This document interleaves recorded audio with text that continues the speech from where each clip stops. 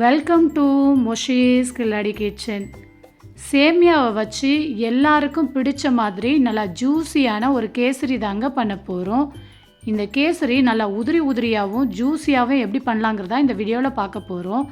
இது வரைக்கும் நம்ம சேனலை சப்ஸ்கிரைப் பண்ணாமல் பார்க்குறீங்கன்னா சப்ஸ்கிரைப் பண்ணிவிட்டு சப்போர்ட் பண்ணுங்கள். கூடவே ஆளுங்கிற பெல் பட்டனை கிளிக் பண்ணி வச்சிட்டிங்கன்னா நான் போடுற வீடியோஸ் எல்லாம் உடனுக்குடனே உங்களுக்கு நோட்டிஃபிகேஷனாக வருங்க. இப்போ இந்த கேசரி பண்ணுறதுக்கு அடுப்பை ஆன் பண்ணி ஒரு கடாய் வச்சுருங்க. கடாய் நல்லா சூடானதும் 2 டீஸ்பூன் போல் நெய் சேர்த்துக்கங்க. நெய் நல்லா உருகி வந்ததுக்கப்புறம் இதில் ஒரு 10 முந்திரி பருப்பை உடச்சி சேர்த்துக்கங்க. முந்திரி பருப்பை நல்லா தாராளமாக சேர்த்து கேசரி பண்ணிங்கன்னா டேஸ்ட்டு சூப்பராக இருக்குங்க. இப்போ முந்திரி பருப்பு லைட்டாக வறுத்ததுக்கப்புறம் இதில் 1 டேபிள் ஸ்பூன் அளவுக்கு உலர் திராட்சை சேர்த்து பலூன் மாதிரி உப்பி வர வரைக்கும் நல்லா இதை வறுத்துக்கங்க. இப்போ திராட்சையும் நல்லா வறுபட்டுருச்சு, முந்திரி பருப்பும் நல்லா பொன்னிறமாகிருச்சு. இப்போ இதை பிளேட்டுக்கு மாற்றி எடுத்து வச்சிடலாம். இப்போ அதே நெய்யிலேயே 250 ml அளவுள்ள மெஷரிங் கப்பால் 1 கப் அளவுக்கு சேமியா சேர்த்துக்கங்க. நீங்கள் எந்த பிராண்டு சேமியா வேணாலும் எடுத்துக்கலாங்க. இப்போ இந்த நெய்யிலேயே இந்த சேமியாவை பொன்னிறமாக நல்லா வறுத்து எடுத்துக்கங்க. இந்தளவுக்கு பொன்னிறமாக வறுத்து எடுத்திங்கன்னா சேமியா ரொம்ப நேரத்துக்கு சாஃப்டாகவும் நல்லா உதிரி உதிரியாகவும் இருக்குங்க. இப்போ வறுபட்ட சேமியாவை ஒரு பிளேட்டுக்கு மாற்றி எடுத்து வச்சிடலாம்.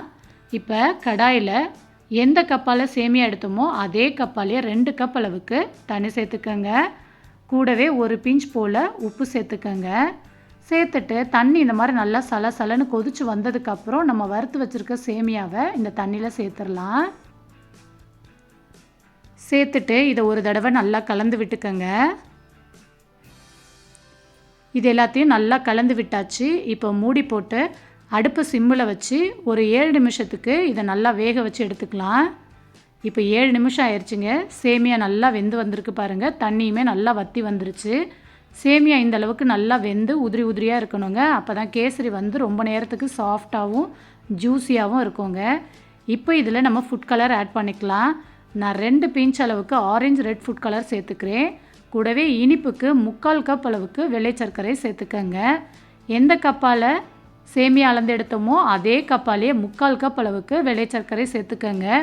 இதோட இனிப்பு பார்த்திங்கன்னா ரொம்ப அதிகமாகவே இருந்துச்சுங்க. நீங்கள் 3/4 கப் அளவுக்கு கம்மியாகவே கொஞ்சம் சேர்த்து சர்க்கரை நல்லா கரையிற வரைக்கும் கலந்து விட்டுருங்க. கலந்து விட்டதுக்கப்புறம் கடைசியாக இதில் வாசனைக்கு 1 டீஸ்பூன் ஏலக்காய் தூள், நம்ம வறுத்து வச்சுருக்க முந்திரி திராட்சை, 2 டீஸ்பூன் போல் நெய் சேர்த்துக்கங்க. ரொம்ப அதிகமாகவும் நெய் தேவைப்படாதுங்க. குறைஞ்சது ஒரு 4 டீஸ்பூன் அளவுக்கு மட்டும்தான் நமக்கு நெய் தேவைப்படும். இப்போ நெய் எல்லாத்தையும் சேர்த்ததுக்கப்புறம் ஒரு தடவை இதை நல்லா கலந்து விட்டுட்டே இருங்க. இந்த அளவுக்கு நல்லா கலந்து விட்டதுக்கப்புறம் மூடி போட்டு அடுப்பு சிம்மில் வச்சு ஒரு 3 நிமிஷம் அப்படியே விட்டுருங்க. 3 நிமிஷம் ஆயிடுச்சு. இப்போ நம்ம ஓப்பன் பண்ணி பார்க்கலாம். சுகர் சிரப் எல்லாத்தையும் இந்த சேமியா நல்லா அப்சர்வ் பண்ணியிருக்குங்க. லைட்டாக இந்த மாதிரி சுகர் சிரப் இருந்துச்சுன்னா ஒரு 2 நிமிஷத்துக்கு கைவிடாமல் கலந்து விட்டுட்டு அடுப்பை ஆஃப் பண்ணிடுங்க. ஆஃப் பண்ணும்போது கேசரியோட கன்சிஸ்டன்சி பார்த்திங்கன்னா இந்த மாதிரி ஜூஸியாக இருக்கணுங்க. அப்போ தான் ஆறுனதுக்கப்புறம் இது நல்லா இறுக்கமாயிரும். ஆறுனதுக்கப்புறம் பாருங்கள் எந்த அளவுக்கு நல்லா இறுக்கமாக நல்லா சாஃப்டாகவும் உதிரி உதிரியாகவும் இருக்குன்னு. மிஸ் பண்ணாமல் இந்த கேசரி ரெசிபியை ட்ரை பண்ணி பார்த்துட்டு எப்படி வந்திருந்துச்சுன்னு மறக்காமல் எனக்கு கமெண்ட் பாக்ஸில் கமெண்ட் பண்ணுங்கள். இந்த கேசரி ரெசிபி உங்கள் எல்லாருக்குமே கண்டிப்பாக பிடிச்சிருக்கும்னு நினைக்கிறேன். பிடிச்சிருந்தா லைக் பண்ணுங்கள், ஷேர் பண்ணுங்கள்.